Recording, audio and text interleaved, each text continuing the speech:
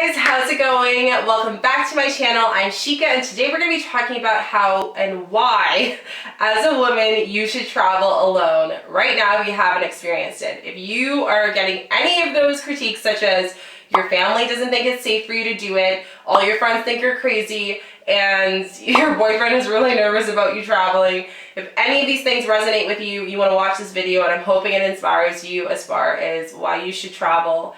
So let's get into it.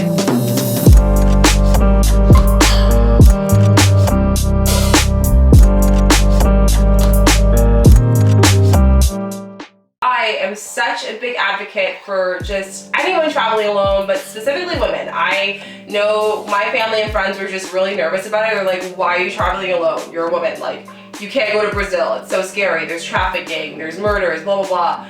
And these things tend to go, to my head. But me as a child, as great and as stubborn as I am, I always liked to question that and be like, you know what, I'm gonna go there anyways, which could be good, but also not good. Yeah, so I guess I traveled alone for my first time about 7 years ago. And I chose Brazil out of all places. I took Portuguese for about 1.5 years. I love Brazilian culture. I love Brazil. If you've ever been there, tell me down below, because it is like, I literally feel like I was Brazilian in another life or something. Like, it's such a beautiful, warm culture. I love the food. I love dancing. I danced for actually 12 years competitively. So for me, it's just like, I was like, oh my God, I need to go to Brazil. It has to happen. And when I told my family and friends, they just laughed at me. They were like, you're not going to Brazil. Like, there's no way. So I actually did. And I remember specifically, like it was yesterday, I called my mom and I saved up all my money. I actually was working at Starbucks at the time.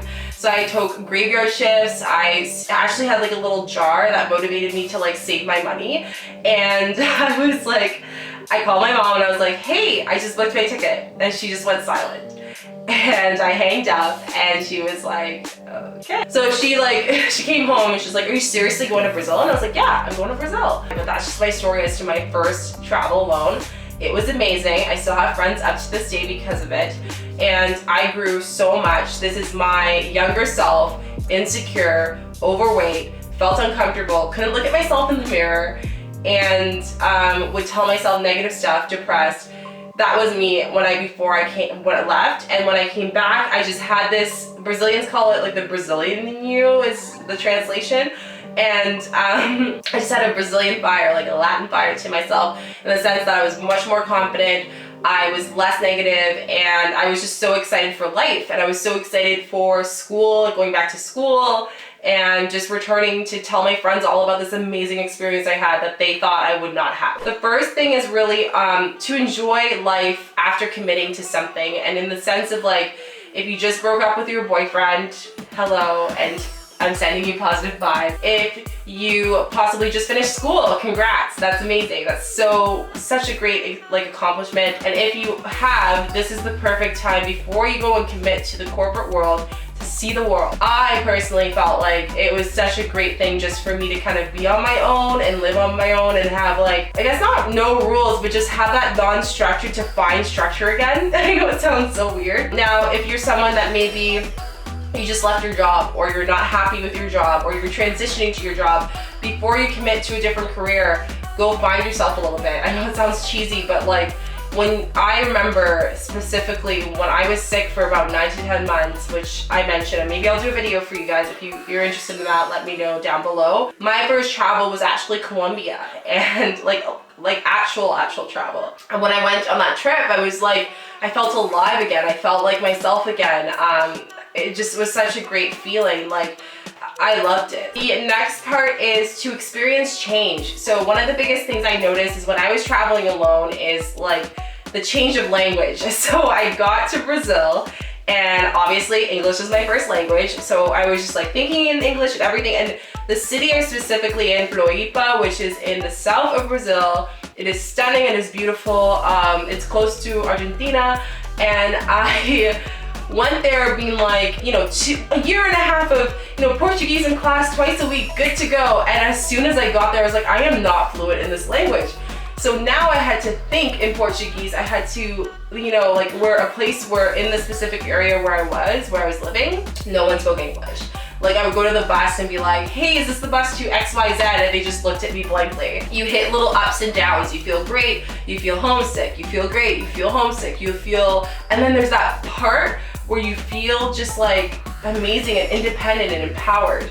And that's usually near the end of your trip. So, or like the mid part of your trip. It really depends on you because everyone grows differently at different speeds. But that was with me in Brazil. I was near like halfway point where I was just, I can live here. I love this place. I never want to go back. I wasn't missing home anymore. It was just like, that's when I knew that I myself was comfortable with myself. I was getting more confidence.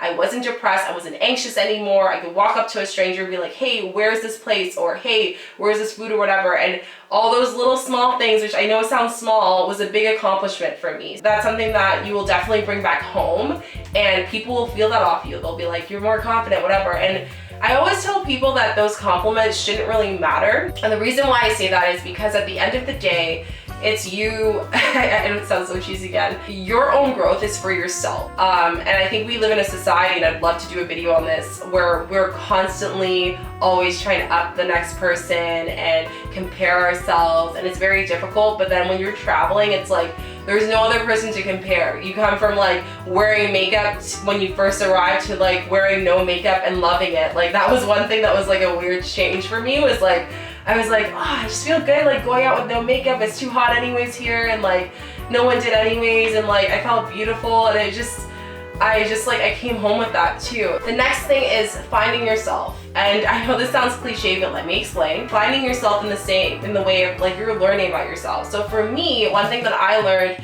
was that I just had a very, very weird, I guess unhealthy relationship with my body image. And it's weird because now coming to it, I've been obviously taking those things and, you know, getting the right help for like loving my body again, which is crazy. Like me, what I am today from what I am years ago is completely different. But it's just so weird. Like it's just something I learned. So I learned that about myself. I found that about myself, and I was like, you know what, I need to learn to love myself. I went to Bali, and the reason is, as much as it's beautiful, and as someone who's a travel content creator, it's a content creator's dream to be there. There's so many beautiful waterfalls and like hidden gems to take pictures of and share. But the main reason was because of the energy there. The people are so optimistic. People, like, it's just weird how they always say Bali has gifts for you, and I got gifts when I went there. I've been I've been healing from my trauma and whatever that I went through a few years ago. That all came up, and it was at the point of my trip where Bali was supposed to be a break. I was in Gili Tea, it was my last week, and I knew I was going into, when I got back to the mainland, that I was gonna be taking the time by myself, no travelers, because I was in the hostels and stuff, and just healing myself, ready to find myself a little bit more. I actually booked a 2-night at this resort place, like kind of like a villa in the middle of nothing in Canggu, like far, far away from all the touristy hipster places. So when I went there, I did some healing and stuff, and I just like found myself. And even without that, just me being alone, I was with my thoughts. I was reflecting on my trip. I was ready to go home with the intent of like, what did I take away from this? I learned within those 2 days, I learned all of the difficulties, all of the trials and tribulations that kept on hitting me over and over again and preventing me from succeeding from things, and for me to almost give up. And then I was like, you know what? Like this trip really taught me how to deal with those things, why they happen, and what I can go with going back home, because you know, it's not all roses when you're a nomad or you're working, you know, for yourself and stuff. So you definitely find yourself, you find things about yourself that you might not necessarily want to and that come up. Don't suppress them. Allow yourself to kind of face them, to learn from them, and the answers will be around you. It's crazy when you're traveling because you're just, it's just like a continuous experience of learning things from people, from cultures, from the person in the mirror. It's beautiful. When I went to Brazil, one of my biggest things was I was gonna walk away from facing one of my fears, which I faced a lot of fears, but one of the biggest ones was me and heights. I hate heights. I despise, actually I won't say hate, I dislike heights. My friend thought it would be a great idea for us to go paragliding off a cliff in Brazil on one of the biggest hills in that city.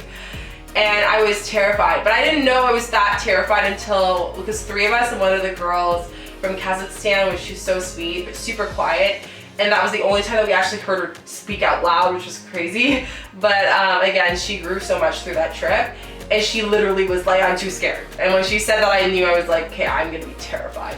But when we got there, I did it, and I felt so good. I jumped off the cliff, and then we ended up being friends with the guy, the instructor, and he was like, hey, do you guys want do you want to get free paragliding trips every Wednesday after this time, because he'd be done all of his classes. I was like, oh yeah. So it was just like a sign. I did it, and by the end of the trip, I could at least say I'm comfortable paragliding. Still is scary. My next thing is to do skydiving on my next trip, maybe some point soon. It's so crazy how much you're gonna learn about your insecurities. The last thing is to remove stigmas from women traveling. This is one of the biggest things. I know right now your mom and your dad are telling you, don't go on that trip.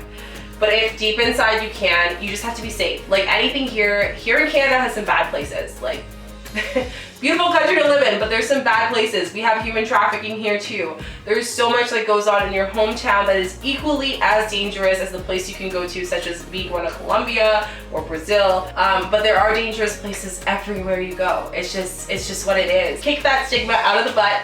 Do it. Go travel the world. There's so much you can get from it. There's so much to experience. We have such a beautiful world out there, and every time I look at like places to go on Pinterest and stuff, I'm like, I just want to travel everywhere. And one of my things on my bucket list is to travel for 1 year ongoing. So I'm definitely wanting to do that, whether it's alone or with someone.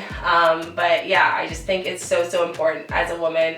Do it, you know. That's it. That's all. I hope you enjoyed this video. If you have any questions on traveling as a woman or any destinations that you guys are going to, leave them down below. If I've been there, I'll definitely give you guys the information. If I haven't, I will direct your answers to other travelers that I know. Thank you so much. Make sure you give this video a thumbs up. Make sure you put those notification bells on if you love more travel videos. I'm thinking of doing something else that's more travel tips kind of inspired. Let me know down below if you want what ideas you're thinking of.